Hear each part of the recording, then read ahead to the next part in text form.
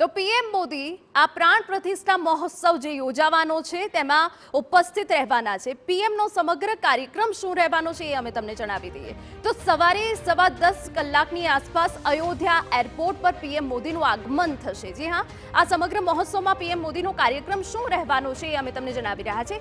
એ સિવાય સવારે 10:45 અયોધ્યા હેલિપેડ પર વડાપ્રધાન પહોંચવાના છે। અભેદ્ય કિલ્લામાં ફેરવાઈ ગયું છે અયોધ્યા। અને જો 10:55 ની વાત કરવામાં આવે તો રામ જન્મભૂમિ પર પહોંચશે અને તે બાદ 11 કલાકે મંદિર પરિસરની મુલાકાત વડાપ્રધાન લેશે અને જે પ્રાણ મહોત્સવનો કાર્યક્રમ છે તે શરૂ કરવામાં આવશે। બપોરે 12 કલાકે પ્રાણ પ્રતિષ્ઠા મહોત્સવનો પ્રારંભ થશે અને તે બાદ બપોરે અયોધ્યાના જાહેર કાર્યક્રમ માટે વડાપ્રધાન રવાના થશે। 1 કલાકની આસપાસ આજે સમગ્ર જાહેર કાર્યક્રમ છે તે યોજાવાનો છે અને તે બાદ બપોરે 1 કલાકે જાહેર કાર્યક્રમમાં વડાપ્રધાન પહોંચવાના છે। મહોત્સવમાં પીએમનો કાર્યક્રમ કેવો રહેશે એ વિગત અમે તમને આપી રહ્યા છે। જાહેર કાર્યક્રમમાં વડાપ્રધાન હાજરી આપવાના છે। લાખોની સંખ્યામાં જ્યારે અયોધ્યામાં લોકો પહોંચશે ત્યારે આ મહોત્સવ ખૂબ અદ્ભુત બની રહેવાનો છે।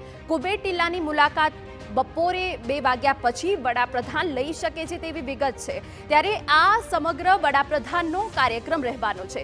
આગળ વાત કરીએ તો અયોધ્યાના ઐતિહાસિક અવસરને હવે બસ ગણતરીના કલાકો બાકી છે। ત્યારે અયોધ્યામાં અભેદ કિલ્લે બંધી કરવામાં આવી છે। તમને જણાવી દઈએ કે આખરી સુરક્ષા વ્યવસ્થા અયોધ્યામાં કેવી રહેવાની છે તેની પણ અમે તમને વિગતો આપી દઈએ। જ્યારે 10,000થી વધુ સીસીટીવી કેમેરાની બાજ નજર સમગ્ર અયોધ્યામાં રહેવાની છે। જ્યારે લાખોની સંખ્યામાં લોકો આવશે ત્યારે સીસીટીવીથી બાજ નજર રાખવામાં આવશે। પ્રથમવાર સુરક્ષામાં એઆઈ કેમેરાને સામેલ કરવામાં આવ્યા છે। એઆઈ કેમેરા કે જે સૌથી અદ્ભુત કાર્ય કરતા હોય છે। 13,000થી વધુ સુરક્ષા કર્મી તૈનાત કરાયા છે। એક અઠવાડિયા પહેલાથી જ સુરક્ષા વ્યવસ્થાને ખૂબ જ ચુસ્ત કરી દેવામાં આવી છે। ત્યારે 13,000થી વધુ સુરક્ષા કર્મી। એ સિવાય રેડ અને યલો ઝોનમાં 12 એન્ટી ડ્રોન સિસ્ટમ પણ કરાઈ છે। જી હા, 3 DIG, 17 SP, 40 ASP, 82 DSP, 90 PI અને 1000 પીએસઆઈ કે જે ખડે પગે રહેવાના છે। જે અયોધ્યામાં આજની જ વાત કરીએ તો અભેદ્ય સુરક્ષા ગોઠવાઈ ગઈ છે। બ્લેક કમાન્ડો, સ્નાઇપર અને બખ્તરબંધ વાહનો પણ ત્યાં જોવા મળી રહ્યા છે।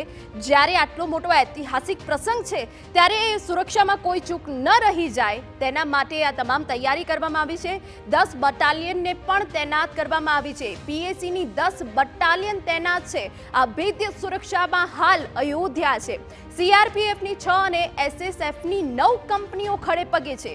સરયુ નદીમાં જવાનો સાથે સજ્જ હાઈ સ્પીડ બોટ નદીમાં પણ સુરક્ષા કરવામાં આવી છે કે કોઈ પણ અનિચ્છનીય ઘટના બને, કોઈ શંકાસ્પદ હલચલ થાય તો તેની ઉપર આ કમાન્ડો નજર રાખશે।